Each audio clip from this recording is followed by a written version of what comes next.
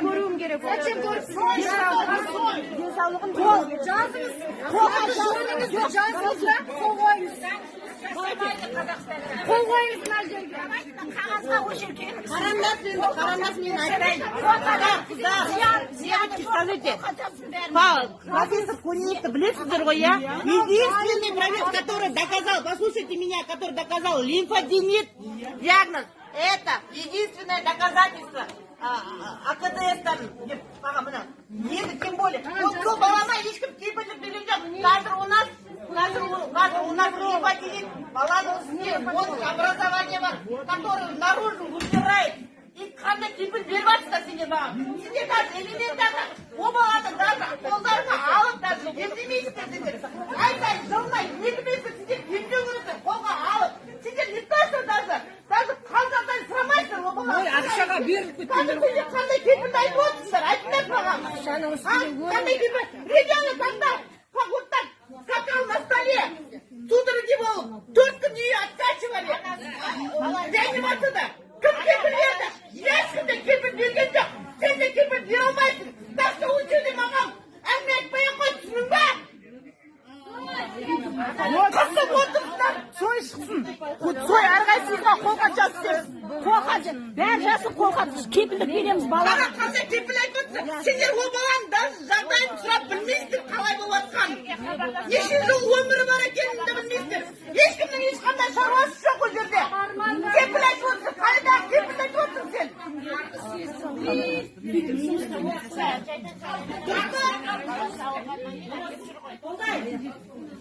Сой шықсын, сой. Кепіл береді ғой сендерге.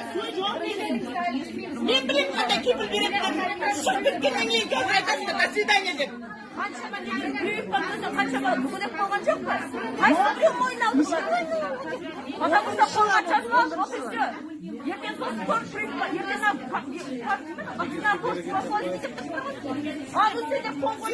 ойлаған бұл бала овощ болып қала ма деп. Ребенок до такой степени не узнавал меня. Танымай қойды мені. Обычный палатаға шығарған кейінде. Бір апта танымады менің бала деген. Не узнавал до такой степени. А қазір, мен уже ойладым, одан кейін сал болып қалады, овощ болып қала ма деп ойладым. Құдай сақтады. А бірақ ешқандай кепіл жоқ, неше жыл өмір қалған о баланың. Мен жылына 2 рет УЗИға түсем, тағы образование көбейген жоқ па үстінде деп. Подключичный, подчелюстной, слева, справа, 10 образованиясы бар.